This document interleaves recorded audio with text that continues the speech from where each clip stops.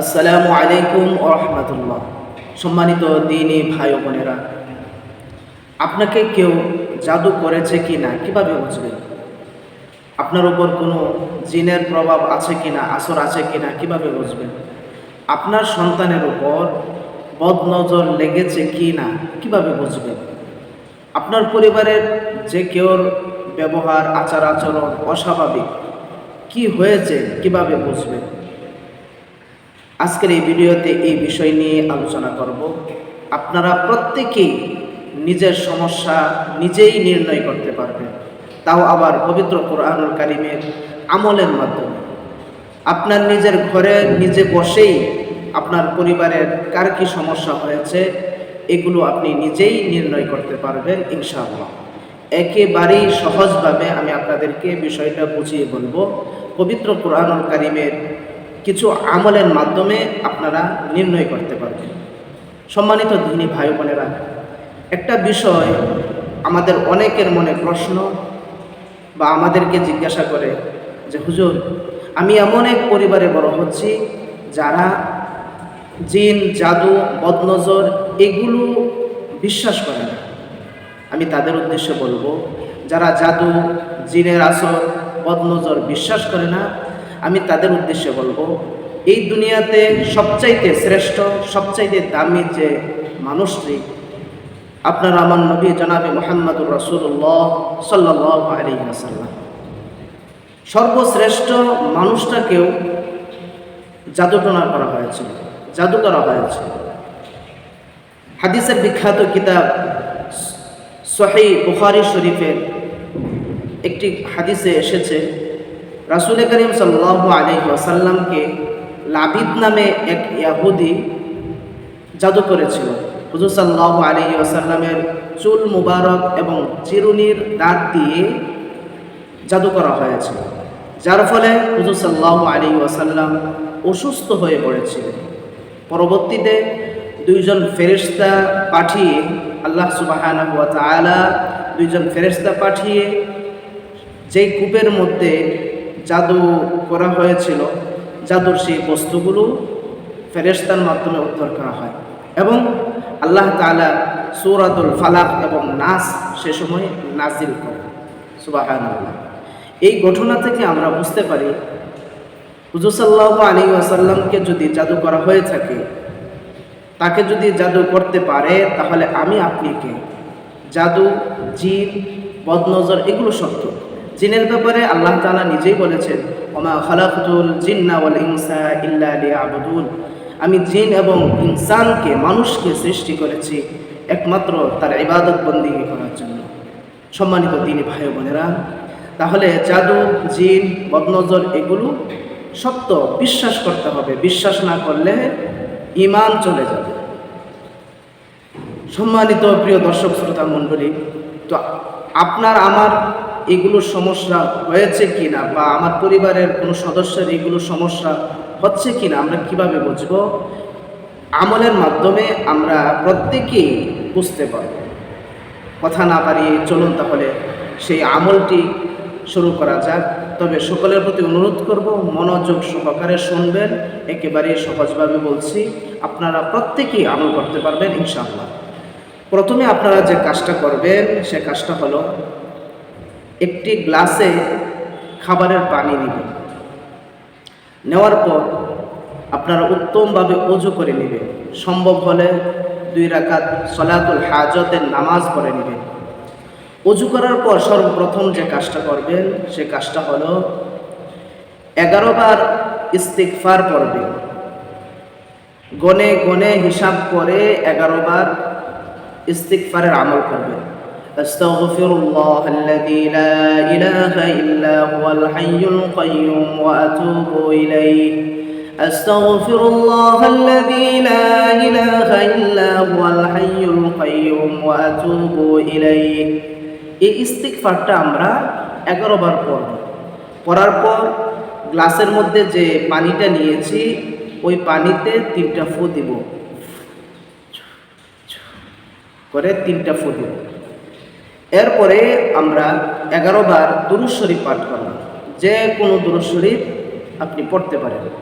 اللهم صل على محمد صلى الله عليه وسلم اللهم صل على محمد صلى الله عليه وسلم। যে কোনো দুরূদ শরীফ 11 বার পড়ব, পড়ার পর আবারও পানির মধ্যে 3টা ফু দিব। এরপরে যে কাজটা আমাদের করতে হবে 3 নম্বরে, সেটা হলো বিসমিল্লাহ সহকারে আয়াতুল কুরসি 3 বার পড়তে হবে। বিসমিল্লাহির রহমানির রহিম। আল্লাহু লা ইলাহা ইল্লা হুয়াল হাইয়ুল কাইয়্যুম লা তাখুযুহু সিনাতুন ওয়া লা নাওম লাহু মা ফিস সামাওয়াতি ওয়া মা ফিল আরদ মান যাল্লাযী ইয়াশফা'ু 'ইনদাহু ইল্লা বিইذনিহি يعلم ما بين أيديهم وما خلفهم ولا يحيطون بشيء من علمه إلا بما شاء وسع كرسيه السماوات والأرض ولا يؤوده حفظهما وهو العلي العظيم। এই হলো আয়াতুল কুরসি। আমি 3 বার পড়ছি না, ভিডিওটি লম্বা হয়ে যাবে। তো এই আয়াতুল কুরসি 3 বার পরে আবারও সেই গ্লাসের পানির উপর 3 বার ফু দিব। সম্মানিত দিনী ভাই বোনেরা, 5 নম্বরে যে কাজটা করতে হবে সেটা হলো সূরাতুল কাফিরুন, অর্থাৎ কুল ইয়া আইয়ুহাল কাফিরুন সূরাটা আমরা 3 বার পড়ব। সূরা ইখলাস, কুল হুয়াল্লাহু আহাদ সূরাটি 3 বার পড়ব। সূরা নাস, কুল আউযু বিরাব্বিন নাস 3 বার পড়ব। সূরাতুল ফালাক, কুল আউযু বিরাব্বিল ফালাক 3 বার পড়ব। সূরা কাফিরুন, সূরা ইখলাস, সূরা ফালাক, সূরা নাস, এই 4টার সূরা 3 বার করে পড়ব, অথবা 1 বার করে পড়লেও হবে। এই 4টা সূরা পড়ার পর আমরা পানিতে আবারও 3টা ফু দিব। সম্মানিত দিনী ভাই বোনেরা, এরপর যে আমলটা করতে হবে, একটি দোয়া 7 বার পড়তে হবে। দোয়াটি হলো বিসমিল্লাহিল্লাযী লা ইয়াদুররু মা ইসমিহি শাইউন ফিল আরদি ওয়ালা ফিস সামা ওয়া হুয়াস সামিউল আলীম। এই দোয়াটা আমরা 7 বার পড়ব। 7 বার পড়ার পর সেই গ্লাসের পানির উপর আবারও 3টা ফু দিব। এরপরে যে কাজটা করব, সর্বশেষে আমরা 3 বার দুরূদ শরীফ পড়ব। যে কোনো দুরূদ শরীফ আমরা 3 বার পরে আবারও পানির উপর ফু দিব। এরপরে অনুনাজ্জিলু মিনাল কুরআনি মা হুয়া শিফাউন ওয়া রাহমাতুল লিল মুমিনিন, এই আয়াত পড়তে পারেন, না পড়লেও সমস্যা নেই। তো দুরূদ শরীফ পড়ার পর ফু দেওয়ার পর আমাদের এই আমলটা শেষ হয়ে গেল। এবার ফলাফলের পালা।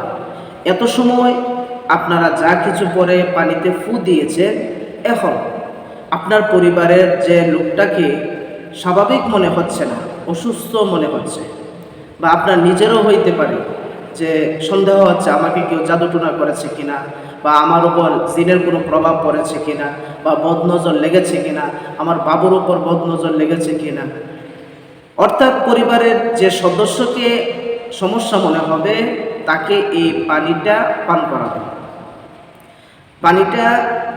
অল্প পানি পান করার পর কয়েকটা অবস্থা হতে পারে।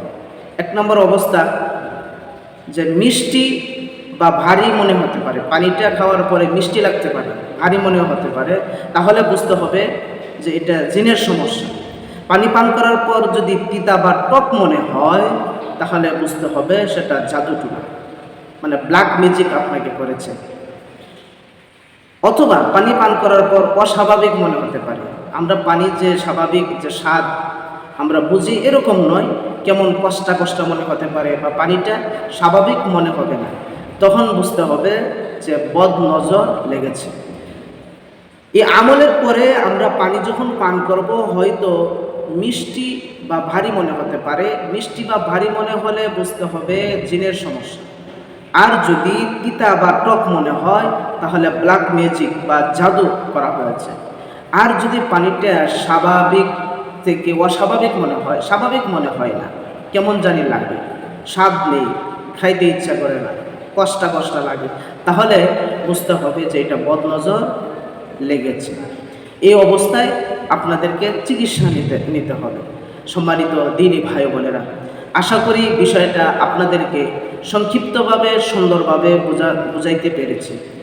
এই ভিডিওটি দেখার পর একটু যদি উপকার হয়ে থাকে তাহলে আমি আপনাদেরকে অনুরোধ করব ভিডিওটিকে প্রচারের উদ্দেশ্যে লাইক কমেন্ট করতে ভুলবেন না, এবং পরবর্তীতে এর চাইতে আরও ভালো ভিডিও পাওয়ার জন্য মুস্তাকিম 24 চ্যানেলটি সাবস্ক্রাইব করে পাশে থাকা বেল বাটনটি চেপে রাখবেন। সম্মানিত দিনী ভাই বোনেরা, এই ছিল আজকের ভিডিও। দেখা হবে পরবর্তীতে কোনো ইসলামিক ভিডিওতে। ততক্ষণ আপনাদের সকলের সুস্থতা কামনা করে আজকে এখানেই বিদায় নিচ্ছি। আসসালামু আলাইকুম ওয়া রাহমাতুল্লাহি ওয়া বারাকাতুহু।